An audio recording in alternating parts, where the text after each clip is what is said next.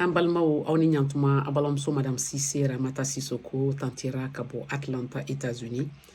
bi ye vendredi don ye le 6 janvier 2023 ka maliyɛn bɛɛ fo Mali kɔnɔ ani Mali kɔ kan bi an bɛ kan ka appel dɔ de lancer maliyɛnw bɛɛ ye Mali kɔnɔ ani Mali kɔ kan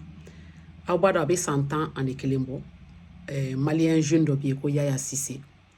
u y'a minɛ kaso la Mauritanie k'a fɔ k'a ye fagali dɔ kɛ ka sɔrɔ a kun t'a kɛnɛ yɛrɛ kan an ye autorité caman interpellé ka kumaw caman fɔ mais an ye min jate minɛ mɔgɔ caman ka an ma ko papier min yiral'u la ka bɔ Mauritanie k'olu dala la k'a y'a kɛ ko parce que papier y'o fɔ maintenant anw b'a dɔn k'a m'a kɛ an b'a dɔn ko papier ye nkalon ye an b'a dɔn ko papier ye ɲagami anw bɛ kan ka appel de kɛ dɔw bɛ n'u yɛrɛ ɲininka ko pourquoi a minɛna n'ale tɛ min kɛra fɔlɔ mɔgɔ min tɔɲara a nin na nin ko in na crime in na a kɛra ka sɔrɔ Yaya yɛrɛ tun tɛ Mauritanie yɛrɛ a kun voyagera ka taa Mali la ci dɔ la au début u k'a ma ko a m'a kɛ ko mais ale de y'a fɔ mɔgɔw k'a kɛ après u tila k'a fɔ k'a yɛrɛ de y'a kɛ k'a kun b'a kɛnɛ kan alors que a voyagera a ka passeport b'a yira k'a kun tɛ yen a bɔra Nouakchott ka taa Bamako tampon b'a ka Mali la tampon b'a ka Mauritanie mais pourquoi u y'a da la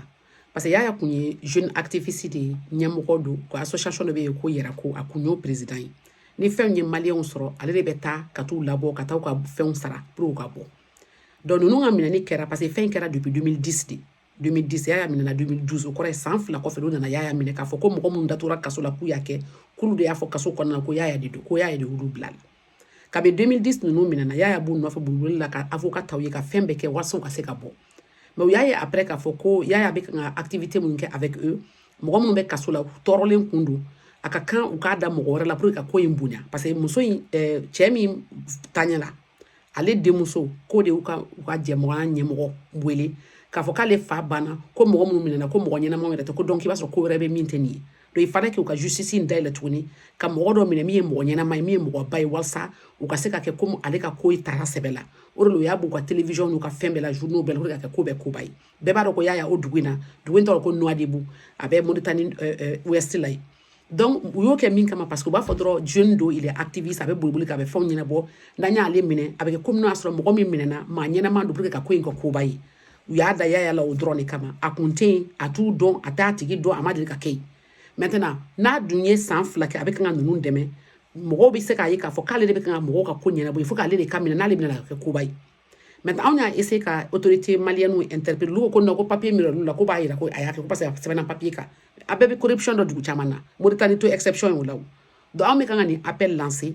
évidence bɛɛ de bɛ yen a ka passeport b'a yira k'a voyagera ani minnu ye ɲɔgɔn ye ani mɔgɔ 12 de ye ɲɔgɔn ye mɔgɔ 12 min t'a ka famille mɔgɔ ye dɛ a n'u ye dumuni kɛ a taara misiri la u ye fɛn et puis u ye hali manifeste kɛ liste min mɔgɔ b'a yira k'i voyagera kɛ Yaya tɔgɔ kun b'a kan ani mɔgɔ 2 minnu fana voyagera olu fana tɔgɔ kun b'a kan ani minnu seginna ɲɔgɔn fɛ ka bɔ Bamako ka taa Mauritanie a ka voyage la et puis a taara min fana kama a taara problème dɔ de gérer entre deux commerçants maliens dɔ ni mauritaniens dɔ olu bɛɛ b'a dɔn d'ailleurs mauritanien yɛrɛ de y'a ka voyage yɛrɛ organiser ka taa a muso bɛ yen a denw bɛ yen a balimaw bɛ yen an bɛɛ b'a dɔn ne Yaya dɔn kabini nin waati tɛ an kɔni bɛ kan ka appel de lancer aux autorités maliennes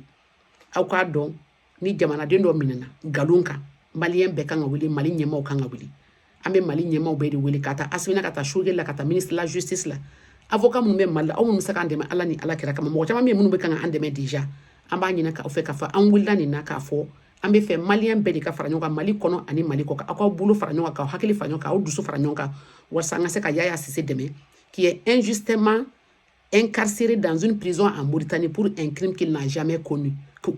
Il n'était pas là-bas, il n'a pas vu, il ne connaît pas les gens. C'est un commerçant, il est jeune, il avait ses activités, il a sa famille, donc il n'avait aucun intérêt qu'à faire sur le donc on me fait comme une dron, on me fait un appel de lancer. Moi, je m'habille quand Dominique a codé à l'issue Mali population, Mali tchaouni, Mali muso, Mali kono, Mali autorité, beka faranyokonka. Yaya ka bonina. A b'a dɔn k'a ma kɛ u b'a dɔn k'a ma kɛ wa mɔgɔ caman sɔrɔla Mauritanie minnu fana y'a fɔ k'u ye nkalon min da la k'u bɛ segin u ka kuma kan dɔw banna dɔw bɛ balo la donc nin kun ye appel de franchement k'a fɔ aw ɲɛna a dusukasi b'an kan jugu ma a tɛ se ka fɔ yɛrɛ moi ça me fait tellement mal parce que me Yaya dɔn ka min bi tɛ donc ça me fait très très mal Yaya ba bɛ a kɔrɔla anw yɛrɛ ba de don musokɔrɔba don on a promis que Yaya kɔni bɛ bila